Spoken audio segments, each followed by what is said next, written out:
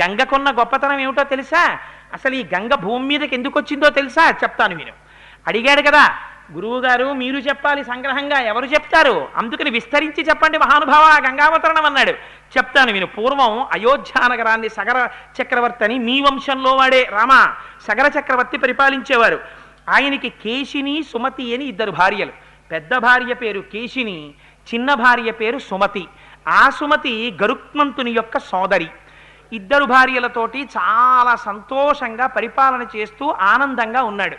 కొంతకాలం అయిపోయిన తర్వాత సగర చక్రవర్తి తనకు బిడ్డలు లేరని ఇద్దరు భార్యల్ని తీసుకుని హిమాలయ పర్వతాల్లో ఉండేటటువంటి భృగుశ్రవణాన్ని చేరుకున్నాడు. చేరుకుని అక్కడ 100 సంవత్సరములు తపస్సు చేశాడు. తపస్సు చేస్తే అది భృగుశ్రవణం. అందుకని భృగు మహర్షి ప్రసన్నులయ్యారు. ప్రసన్నులై ఆ మహర్షిని పిలిచి ఒక వరం ఇచ్చారు. నాయనా సగరా, 100 సంవత్సరములు తపస్సు చేశావు కాబట్టి నీకు ఒక వరం ఇస్తున్నాను. నీకు ఇద్దరు భార్యలు ఉన్నారు కదా, ఒక భార్యకి వంశకరుడైన కుమారుడు కలుగుతాడు. వంశాన్ని నిలబెట్టేటటువంటి గొప్ప ఉదాత్తమైన చరిత్ర కలిగిన కొడుకు పుడతాడు. ఒక భార్యకి 60,000 మంది కొడుకులు పుడతారు. వాళ్ళు మహోత్సాహవంతులు. అందుకని సంతోషంగా ఉండవయా, వరం ఇచ్చేశాను కాబట్టి నువ్వు బయలుదేరి అయోధ్యా నగరానికి వెళ్ళిపోమన్నారు. ఇద్దరు భార్యల్ని పిలిచి చెప్పాడు. ఒక భార్యకి వంశకరుడైన కొడుకు పుడతాట, ఒక భార్యకి 60,000 మంది కొడుకులు మహోత్సాహవంతులు పుడతారట. ఇంకా పెట్టి సర్దేయండి వెళ్ళిపోదాం అన్నాడు. అంటే వాళ్ళు అన్నారు, ఇది కనుక్కొచ్చారు కానీ ఎవరికెవరో అడిగారా అన్నారు. అడిగితే ఫోన్లేవే, ఎవరికెవరైనా నాకు మీకే కదా బిడ్డలు అన్నారంటే వాళ్ళు అన్నారు, మేము అలా తట్టుకోలేమండి ఆ సస్పెన్సు, ఎవరికెవరో అడగండి అన్నారు. అంటే ఎవరికెవరో అడగడం ఎందుకు, మీరే వెళ్ళి మీకేం కావాలో అడగండి మహర్షిని, ఆయన వరప్రదాత, అడగండి అన్నారంటే వాళ్ళు భృగు మహర్షి దగ్గరికి వచ్చారు. భృగు మహర్షి అన్నారు నవ్వి, పోని మీరే అడగండమ్మా, మీలో ఎవరికి వంశకరుడైన కొడుకు కావాలి, ఎవరికి పరమోత్సాహవంతులైన 60,000 మంది బిడ్డలు కావాలి, అడగండి అన్నారు. మునేస్తు వచనం శ్రుత్వా కేశిని రఘునందన పుత్రం వంశకరం రామ జగ్రాహం నృపసన్నిధౌ. ఆ కేశిని అనేటటువంటి పెద్ద భార్య అంది, మహానుభావ నాకు వంశకరుడైనటువంటి ఒక్క కుమారుడు కావాలయ్యా అంది. రెండో భార్య అంది, అమ్మో 60,000 అడిగేస్తుందేమో అనుకున్నాను, నా అదృష్టం, నాకు 60,000 మంది కావాలనుకున్నాను, వంశకరుడు ఒకటి కావాలని పెద్ద భార్య అంది. షష్ఠిపుత్ర సహస్రాణి సుపర్ణ భగినిస్తథా మహోత్సాహం కీర్తిమతో జగ్రాహ సుమతిశ్రుతాన్. మహానుభావ నాకు 60,000 మంది మహోత్సాహవంతులైనటువంటి పిల్లలు కావాలని రెండో భార్య అడిగింది. తథాస్తు అన్నారు మహర్షి. బయలుదేరి వెళ్ళిపోయారు అయోధ్యా నగరానికి. కొంతకాలం అయింది. పెద్ద భార్యకి కుమారుడు జన్మించాడు. ఆయనకి అసమంజసుడు అని పేరు పెట్టారు. రెండవ భార్యకి ఒక సొరకాయ ఒకటి పుట్టింది. ఆ సొరకాయ బయటికి రాగానే బద్దలైంది. అది పిండ స్వరూపంతో బయటికి వచ్చి పగిలింది. అందులోంచి 60,000 మంది చిన్ని వాళ్ళు, ఏదో మనకి ఏ సినిమాల్లోనో చూస్తున్నట్టు ఈగలంతంత పిల్లలు, 60,000 మంది పిల్లలు వచ్చారు. అయ్యయ్యో వీళ్ళేమిటి మరి ఇంత చిన్న వాళ్ళగా ఉన్నారని చెప్పి ఎవడు కాలేసి తొక్కేస్తాడో, మన పిల్లల్ని మనమే చూసుకోం, ఇదెక్కడ కూడా వచ్చి పడిందిరా అని చెప్పి 60,000 మంది పిల్లల్ని కూడా దాదులకు ఇచ్చారు. వాళ్ళు ఏం చేశారంటే నీతి కుండల్లో పెట్టారు. ఈ పిల్లల్ని పెట్టి 60,000 మంది పిల్లల్ని నీతి కుండల్లో పెంచారు. పెంచితే వాళ్ళు యవ్వనవంతులయ్యారు. 60,000 మందికి పేర్లు పెట్టడం ఎందుకు వచ్చిన గొడవ? రేపు రామాయణం చెప్పేవాడికి ఇదే సరిపోతుంది. 42 రోజులు అనుకున్నారో ఏమిటో పాపం మహర్షి. సగర చక్రవర్తి కొడుకులు కదయా సగరులు అంటాం, 60,000 మంది సగరులు అన్నారు. చాలా సంతోషం మహాప్రభు, మమ్మల్ని గట్టెక్కించేశారని. 60,000 మంది సగరులు సుమతి బిడ్డలు, కేశిని బిడ్డడు అసమంజసుడు. పెద్ద భార్య పెద్ద కొడుకు కాబట్టి సంతోషంగా ఉన్నాడు సగర చక్రవర్తి. కానీ ఆ అసమంజసుడుకు అలవాటు ఉండేది. ఆయన ఏం చేసేవాడు, సాయంకాలం అయ్యేటప్పటికి ఊళ్ళో ఉన్న పిల్లలందరినీ పిలిచి, ఒరే రండిరా ఆడుకుందాం, సరయూ నది ఒడ్డుకి వెళ్ళేవాడు. రాజుగారి కొడుకు పిలిస్తే ఎవరు రారు, యువరాజుగారితో సరదాగా ఆడుకోవడం అంటే సరదాయే కదా, హోంవర్క్ వచ్చి చేసుకుంది కానీ నాన్న వెళ్ళి ఆడుకో అని తల్లులు పంపించేసేవారు. వాడి పిల్లలందరినీ తీసుకెళ్లి సరయూ నది ఒడ్డుకి వెళ్ళి ఈ పిల్లలందరినీ ఎత్తి ఈదుకుంటూ బయటికి రావడానికి వీలు లేనంత లోతైన చోటికి సరయూ నదిలోకి బిడ్డల్ని రోజు 2-3 విసిరేసేవాడు. ఆ బిడ్డలు అరిచి కేకలు పెట్టి ఆ నదిలో మునిగి మరణించేవారు. రాజుగారికి తెలిస్తే బాధపడతారని చాలా కాలం ఓర్పు పట్టారు ప్రజలు. వీడు రోజు ఆటలని పిల్లల్ని తీసుకెళ్ళడం, ఆ పిల్లల్ని నదిలోకి విసిరేస్తుండడం. తర్వాత గొప్ప యోగి అయ్యాడంటో. అయితే ఇది తెలిసిపోయింది సగర చక్రవర్తికి. ఏవం పాప సమాచార సజ్జన ప్రతిపాదక పౌరాణామహితోయుక్తో పుత్రో నిర్వాసిత పురాత్ అన్నారు వాల్మీకి మహర్షి. వాడు కొడుకే కావచ్చు, పెద్ద కొడుకే కావచ్చు, పెద్ద భార్య పెద్ద కొడుకే కావచ్చు, అయినా వాడు పాపముతో కూడినటువంటి ప్రవర్తనతో ఉన్నాడు. నేను పరిపాలిస్తున్నటువంటి ప్రజలకి ఇబ్బంది కల్పించాడు, అందుకని వాడి ఈ రాజ్యంలో ఉండడానికి వీల్లేదు, వాడిని రాజ్య బహిష్కారం విధిస్తున్నాను, పొమ్మన్నారు. ఇది అయోధ్యని పరిపాలించినటువంటి ధర్మాత్ములైన ప్రభువులంటే. పంపించేస్తే ఆ అసమంజసుడికో కొడుకున్నాడు, వాడి పేరు అంశుమంతుడు. ఆ అంశుమంతుణ్ణి మనవడిని తెచ్చి శకర చక్రవర్తి దగ్గర పెట్టుకున్నారు. 60,000 మంది రెండో భార్య కొడుకులు ఉన్నారు, సంతోషంగా కాలం గడుస్తోంది. ఇంతమంది ఉన్నారు కదా, అశ్వమేధయాగం చేద్దామని మహానుభావుడు శకర చక్రవర్తి అశ్వమేధయాగం మొదలుపెట్టారు. అశ్వమేధయాగం మొదలుపెట్టి గుర్రాన్ని విడిచిపెట్టారు. విడిచిపెడితే ఆ అశ్వమేధయాగంలో విడిచిపెట్టబడినటువంటి గుర్రం వెడుతుంటే ఇంద్రుడు చూశాడు. చూసి ఈ గుర్రాన్ని అపహరించాలనుకున్నాడు. అపహరించాలనుకుని రాక్షసీం తనుమాస్తాయా యజ్ఞీయాశ్వం అపాహరత్, రాక్షసుడి యొక్క శరీరాన్ని పొందాడు. ఎందుకని? సగర చక్రవర్తితో మాట అన్నారు, ఇక్కడ ఇంత గొప్ప బ్రాహ్మణులు ఉన్నారు, సుస్వరంగా వేదమంత్రాలు చెప్తున్నారు, అందుకని ఇక్కడికి రాక్షసులు రాలేర్రా అన్నారు. ఇంద్రుడు రాక్షస శరీరాన్ని పొందాడు. పొంది అపహరించాడు యజ్ఞాశ్వాన్ని. అపహరిస్తే పాపం వెనకాతల వెడుతున్నటువంటి వాళ్ళు వెనక్కి వచ్చేశారు. అంశుమంతుడు వెడుతున్నాడు ఆ గుర్రానికి కాపలాగా, అంటే పెద్ద కొడుకు యొక్క కొడుకు మనవడు. వెనక్కి వచ్చి, తాతగారు గుర్రాన్ని ఎత్తుకుపోయారండి ఎవరో అన్నాడు. అంటే ఆయన అన్నాడు, ఆ యజ్ఞం చేయిస్తున్న వాళ్ళు అన్నారు, యజ్ఞాశ్వం కానీ అపహరింపబడితే యజ్ఞంలోంచి ప్రతికూల ఫలితాలు వస్తాయి, దారుణమైన ఫలితాలు వస్తాయి, అందుకని గుర్రం తిరిగి రావాలి, అందుకని నువ్వేం చేస్తావో మాకు తెలియదు, నువ్వు అలా దీక్షలో ఉండి ఆ గుర్రం వెనక్కి వచ్చేటట్టు చూడన్నారు. అంటే ఆయన అన్నాడు, 60,000 మంది కొడుకుల్ని పిలిచాడు. ఒరే మీరు సగరులు ఉన్నారు కదా, యోజనాయామ విస్తారమేకైకో ధరణీతలం బిబిధు పురుష వ్యాఘ్ర వజ్రస్పర్శ సమైర్నఖైహి అన్నాడు. భూమి 60,000 యోజనాలు ఉంది, మీ అందరూ తలకో యోజనం పంచేసుకోండి, పంచేసుకుని గోళ్లతో పెకలించేయండి, గోతులు పెట్టేయండి, ఎక్కడో అక్కడ ఎవడో ఒకడు దాచి ఉంటాడు, భూమి తప్ప ఎక్కడ దాస్తాడు, అందుకని 60,000 యోజనాలు వెతికేయండి, ఎక్కడైనా అడుగున కానీ గోతుల్లో కానీ దాచాడేమో భూమిని తవ్వేయండి అన్నాడు. వాళ్ళకి వజ్రాలు లాంటి గోళ్ళు ఉన్నాయి, వాళ్ళు భూమికి గోతులు పెట్టి వెతికేశారు. వెతికేస్తే భూమంతా గోతులు పడిపోతోంది, అడ్డొచ్చిన ప్రాణులు అన్నీ చచ్చిపోతున్నాయి. వాళ్ళు పాతాళం వరకు తవ్వేస్తున్నారు. తవ్వేస్తుంటే ఇదేడు ఇన్ని ప్రాణులు చచ్చిపోతున్నాయని దేవతలందరూ ఆశ్చర్యపోయారు. ఆశ్చర్యపోయి అందరూ కలిసి మళ్ళీ చతుర్ముఖ బ్రహ్మగారి దగ్గరికి వెళ్ళారు. చెప్పాను కదా, ఆయన కన్సల్టెంట్ ఫిజిషియన్ పాపం, ఆయన దగ్గరికి మళ్ళీ వెళ్ళారు. వెళ్ళి భగవన్ పృథివీ సర్వా ఖన్యతే సకలాత్మజై బహవశ్చ మహాత్మానో హన్యంతే తలవాసిన. ఈ సగరులు భూమిని తవ్వేస్తుంటే ప్రాణులన్నీ చచ్చిపోతున్నాయి, వాళ్ళు ఉగ్రరూపాలతో తవ్వుతున్నారు, ఏం చెయ్యమంటారని అడిగారు. అడిగితే బ్రహ్మగారు అన్నారు, ఒరే మీరేం బెంగబెట్టుకోకండి, ఈ భూమి అంతా ఎవరిది? శ్రీ మహావిష్ణువుది, ఆయన రక్షించుకోవలసినటువంటి వాడు, స్థితికారుడు కనుక. ఇప్పుడు శ్రీ మహావిష్ణువు ఈ భూమండలం మీదే ఉన్నారు. ఎక్కడున్నారో తెలుసా? కాపిలం రూపమాస్తాయ ధారయత్యని సంధరాం తస్య కోపాగ్నినా దగ్ధా భవిష్యంతి నృపాత్మజాహ. వాళ్ళకి పుట్టుకతోటే అల్పాయుర్దాయం, వాళ్ళు ఎక్కువ కాలం బతకరు, వాళ్ళు వెళ్ళిపోతారు. కపిల మహర్షి ఉన్నారు, పాతాళ లోకంలో ఉండి తపస్సు చేసుకుంటున్నారు ఆయన. అందుకని వీళ్ళు తవ్వుతూ కపిలుడి దగ్గరికి వెడతారు. ఆ కపిలుడు వీళ్ళని చంపేస్తాడు. మీరేం బెంగ పెట్టుకోకండిరా, వెళ్ళండి. ఆ తవ్వుతూ వాళ్ళు పోతారు, ఇంకెంతో కాలం ఉండరు, మీరు వెళ్ళండి అన్నారు. అనేటప్పటికీ దేవతలందరూ బయలుదేరి వెనక్కి వెళ్ళిపోయారు. వీళ్ళు పాపం తవ్వేశారు, ఎక్కడా కనపడలేదు. కనపడకపోతే వెనక్కి వచ్చేశారు. వెనక్కి వచ్చి తండ్రికి చెప్పారు, నాన్నగారు 60,000 యోజనాలు తవ్వేశాం కానీ ఎక్కడా మాకు గుర్రం కనపడలేదు, ఏం చేయమంటారన్నారు. మీరు ఏం చేస్తారో నాకు అనవసరం, పాతాళం వరకు తవ్వేసేయండి, పాతాళాన్ని కూడా తవ్వేసేయండి, ఎక్కడో అక్కడ ఉంటుంది గుర్రం తేకపోతే నేను దీక్షలోంచి బయటికి రాకూడదు, మీరు మళ్ళీ వెళ్ళండి అన్నాడు. అనేటప్పటికీ పాపం ఈ 60,000 మంది మళ్ళీ వెళ్ళారు. వెళ్ళి పాతాళం వరకు తవ్వేశారట. తవ్వేస్తే ఆశ్చర్యకరమైనటువంటి విషయం ఏమిటంటే, వాళ్ళకి అలా తవ్వుతూ వెడుతుంటే తూర్పు దిక్కున తవ్వుకుంటూ వెళ్ళిపోయారు. వెళ్ళిపోతే దిశాగజం విరూపాక్షం ధారయంతం మహీతలం, అక్కడ ఒక పెద్ద ఏనుగు కనపడింది, దాని పేరు దిశాగజం. అది భూమిని తూర్పు దిక్కున తన యొక్క కుంభస్థలం మీద పెట్టి మోస్తోంది.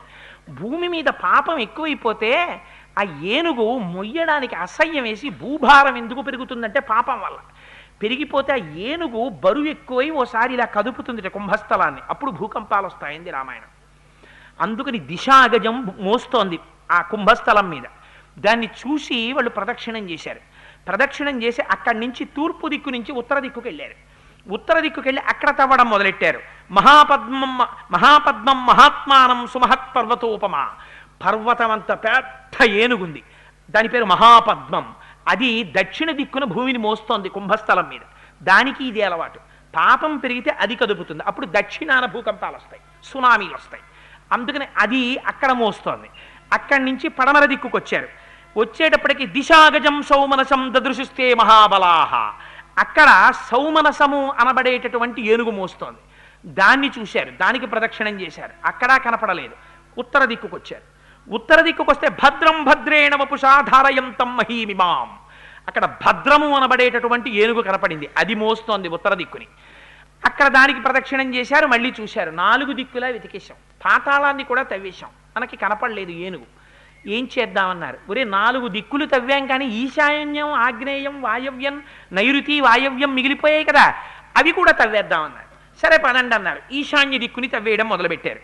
వెళ్ళేటప్పటికి వాళ్ళకు ఆశ్రమం కనపడింది. అక్కడ భగవన్ పృథివీ సర్వా ఖన్యతే సకరాత్మజై బహవశ్చ మహాత్మానో హన్యంతే తలవాసిన కాపిలం రూపమాస్తాయ ధారయత్యనిశం ధరాం తస్య కోపాగ్నినా దగ్ధ భవిష్యంతి నృపాత్మజా అని బ్రహ్మగారు ఏ మాట చెప్పారో, ఏ కపిలుని యొక్క స్వరూపం చూసిన తరువాత వీళ్ళు కాలిపోతారని చెప్పారో, అటువంటి మహానుభావుడు ఆ కపిల మహర్షి అక్కడ కూర్చుని ఉన్నారు. తేతు సర్వే మహాత్మానో భీమవేగా మహాబలాః దదృశు కపిలం తత్ర వాసుదేవం సనాతనం హయం చ తస్య దేవస్య చంతమవిదూరతః ప్రహర్షమతులం ప్రాప్తాః సర్వేతే రఘునందన. అక్కడికి వెళ్ళేటప్పటికీ సనాతనుడైనటువంటి విష్ణు భగవానుడు కపిల మహర్షి యొక్క రూపంలో కూర్చుని ఈశాన్య దిక్కున తపస్సు చేస్తున్నారు. అక్కడే ఏగాశ్వాన్ని కట్టి వెళ్ళిపోయాడు ఇంద్రుడు. ఇంద్రుడంటే మీరు గుర్తుపెట్టుకోండి, ఇంద్రియముల యొక్క చలన స్వభావమే ఇంద్రుడు. ఇంద్రుడు ఇంద్రుడు అంటారు అంతే, కానీ ఇంద్రుడు గుర్రాలు ఎత్తుకుపోతాడని కాదు దాని అర్థం. ఆంతరమైన అర్థం వేరు. అందుకని అక్కడుంది ఆ గుర్రం. ఉండేటప్పటికి వీళ్ళు చూశారు సగరులు. అదిగో రామన యాగాశ్వం అన్నాడు ఒకడు. ఉరే ఇక్కడ కట్టేసి ఉందంటే ఈయనే ఎత్తుకొచ్చాడు రా అన్నాడు. ఆవేశం ఎంత పని చేస్తుందో చూడండి.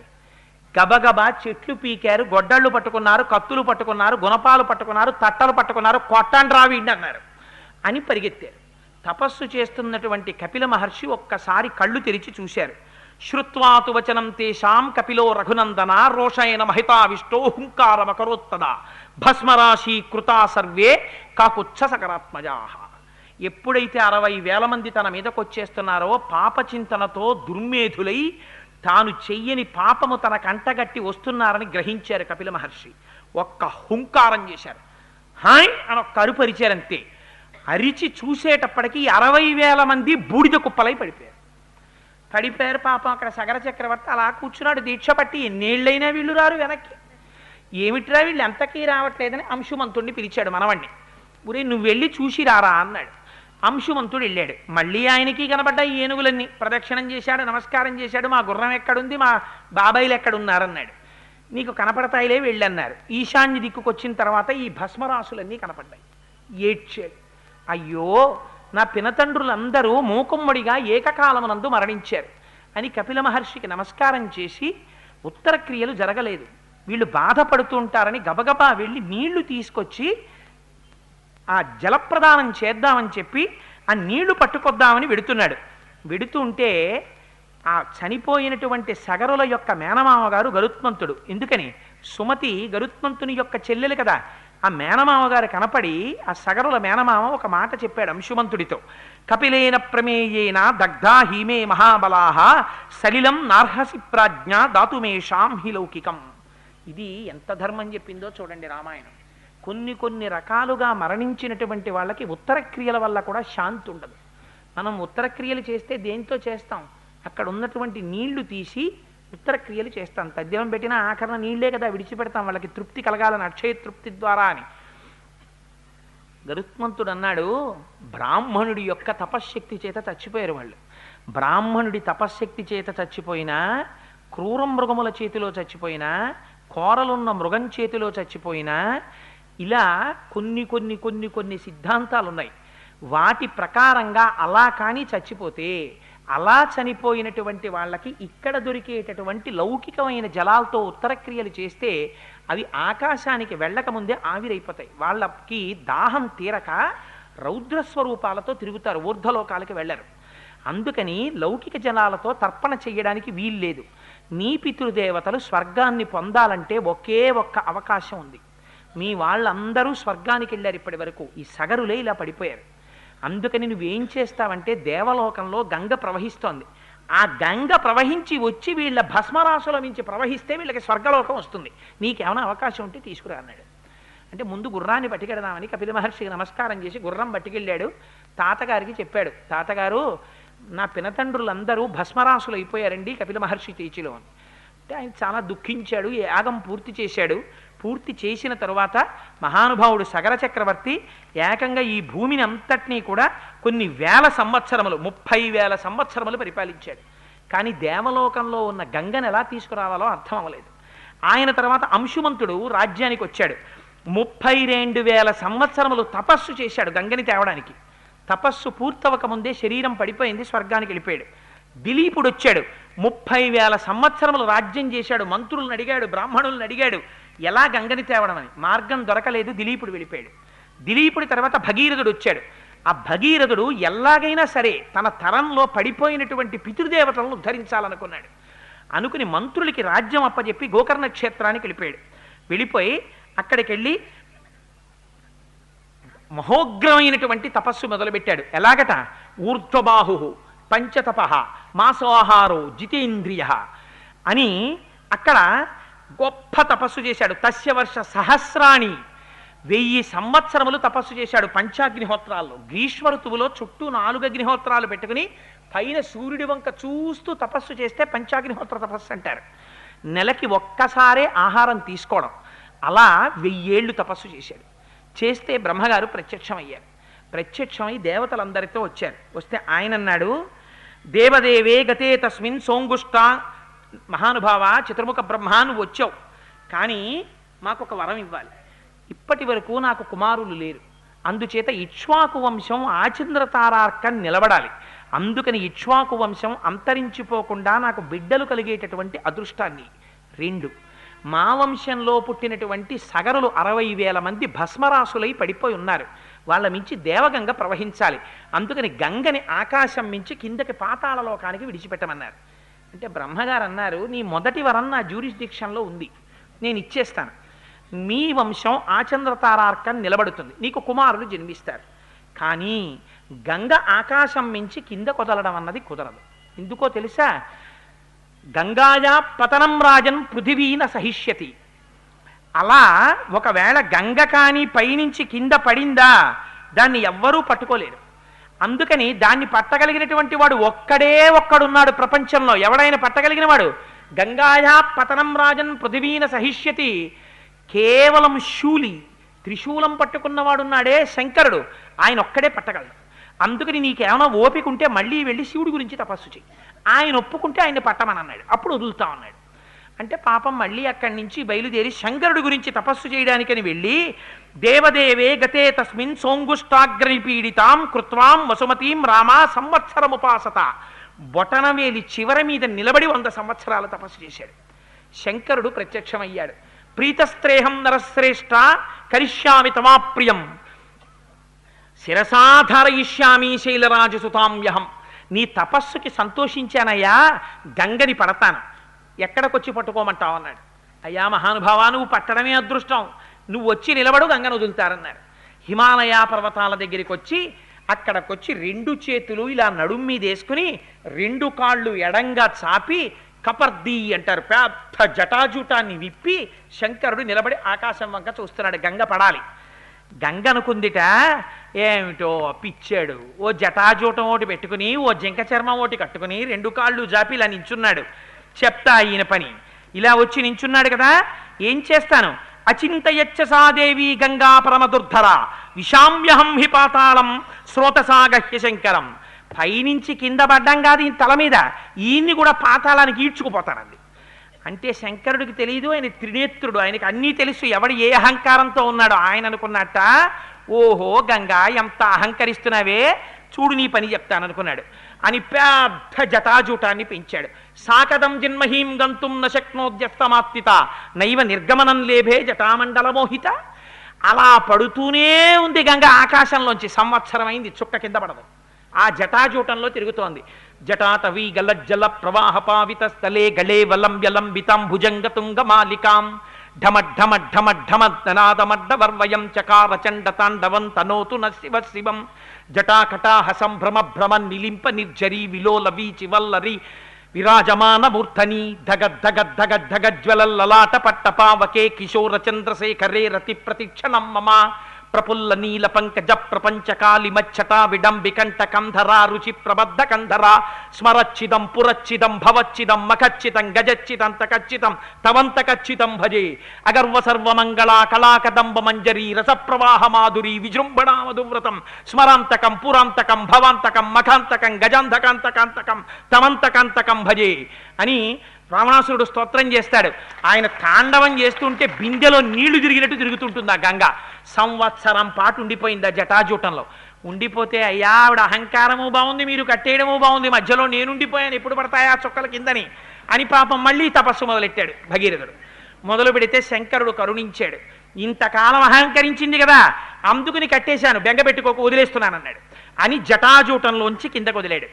పరమ పవిత్రమైనటువంటి శంకరుడి యొక్క కపర్ది ఆయన యొక్క శిరస్సుని తగిలి కింద పడింది. అలా పడేటప్పుడు ఆ బిందు సరోవరంలోకి వదిలేశాట. వదిలేస్తే హ్లాదిని పావని నళిని అని 3 పాయలు కింద తూర్పుకి వెళ్ళిపోయింది. సుచక్షువు సీత సింధువు అని 3 పాయలు పడమటకి వెళ్ళిపోయాయి.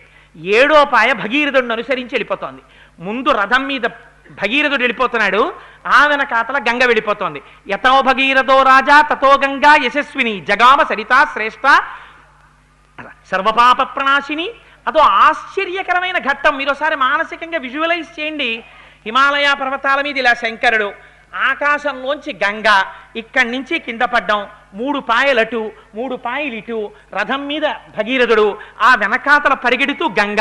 ఆ వెళ్ళిపోవడం కూడా ఎలా వెళ్ళిపోయిందట, గగనాశంకర శిరస్తతో ధరణిమాశ్రిత విసర్పిత జలం తత్ర తీవ్ర శబ్ద పురస్కృతం. ఆకాశం నుంచి శంకరుడి తల మీద పడి అక్కడి నుంచి కింద పడుతుంటే పెద్ద చప్పుట్ట. జలపాతం పడితేనే అంత చప్పుడు వస్తుంది, ఇంకా అంత దేవగంగ పడిపోతుంటే ఎంత చప్పుడు వస్తుంది. బ్రహ్మాండమైన చప్పుడుతో గంగ కింద పడిపోతోందట. మత్స్య కచ్చప సంఘైశ్చ శింశుమార గణైస్తథా పతద్భి పతితైశ్చాశ్చ రేరోచత వసుంధర తతో దేవర్షి గంధర్వ యక్ష సిద్ధ గణస్తథా వ్యలోకయంతతే తత్ర గగనాద్గాం గతాం తథా విమనైర్ నగరాకారై హయైర్ గజవరైస్తథా పారిప్లవ గతైశ్చాపి దేవతాస్తత్ర విష్ఠితాః క్వచిద్ ధృతతరం కుటిలం క్వచిదాయతం వినతం క్వచిదుద్ధూతం క్వచిద్యాతి శనైః శనైః. ఆ పైనుంచి పడిపోతుంటే దాంతోపాటు మొసళ్ళు పడిపోతున్నాయిట, తాబేళ్లు పడిపోతున్నాయిట, చేపలు పడిపోతున్నాయిట. అవన్నీ పడిపోయి శంకరుడి తలకి తగిలి భూమి మీద పడిపోతున్నాయిట. పడిపోయి ఒక్కసారి స్పృహ కోల్పోయినట్టు అయిపోయి 7 పాయల్లో ఏదో ఓ పాయలో దూరిపోయి వెళ్ళిపోతున్నాయిట మళ్ళీని. ఏమిట్రా ఈ గంగావతరణం అని చెప్పి దేవతలందరూ వాళ్ళ వాళ్ళ వాహనాల మీద వచ్చి ఆకాశం అంతా నిలబడిపోయారట. నిలబడిపోవడంలో వాళ్ళు పెట్టుకున్నటువంటి ఆభరణముల కాంతి చేత ఒకేసారి ఆకాశం అంతా 1,000,000 సూర్యులు ఉదయించినటువంటి కాంతి వచ్చేసిందిట. ఉరే దేవగంగ భూలోకం మీద పడిందిరా అని పాపం చేసిన వాళ్ళందరూ వచ్చి అందులో మునకేసారట. వాళ్ళ పాపాలన్నీ పోయి మళ్ళీ వాళ్ళందరూ స్వర్గానికి వెళ్ళిపోతున్నారట. నిలబడ్డ వాళ్ళు కొందరు, పైకి పోతున్న వాళ్ళు కొందరు, కిందకొచ్చి చూస్తున్న వాళ్ళు కొందరు. ఏమో అంత దూరం వెళ్ళి అక్కడ స్నానం చేయడం ఎందుకు, ఇక్కడికెళ్ళి ఇలా చల్లుకున్నా చాలు అని చెప్పి భవాంగ పతతంతోయం పవిత్ర వితిపస్పృశో. కొందరు శంకరుడి కాళ్ళ దగ్గరికి వెళ్ళి నించున్నారట. ఏమి శంకరుడి స్వరూపం రా, మహానుభావుడు చూడండి రా, పాదాల దగ్గర నుంచి మెరిసిపోతున్నాడు రా తెల్లగా. ఆ గంగ ఆయన శరీరం నుంచి పడిపోతుంది రా. భవాంగ పతితంతోయం, శంకరుడి యొక్క శరీరానికి తగిలి కింద పడుతోంది ఈ గంగ అని ఆయన పాదాల దగ్గర పెట్టేట. బుర్ర పెడితే పగిలిపోతుంది, ఎందుకని అంత ధార. అందుకని ఇలా నీళ్లు తీసి తల మీద జల్లేసుకుంటున్నారట కొంతమంది. భవాంగ పతితంతోయం పవిత్ర వితిపస్పృశు. అలా చల్లుకోగానే పాపాలు పోయి ఊర్ధ్వలోకాలకు వెళ్ళిపోతున్నారట.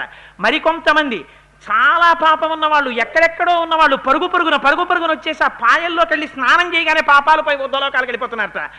ఒక పక్క నుంచి ఈ నదిలో వెళ్ళిపోతున్నటువంటి రకరకాలైనటువంటి జంతువుల యొక్క సమూహాలు, దేవతలు అందరూ వచ్చి నిలబడి చూస్తుంటే ఈ గంగ యొక్క శబ్దం, ముందు భగీరథుడు, వెనక పెద్ద పాయ, భగీరథుడి సంతోషం, పరుగు పరుగు పరుగు పరుగున గంగ భూలోకం నుంచి పాతాళలోకం వైపుకి వెళ్ళిపోతున్నారు.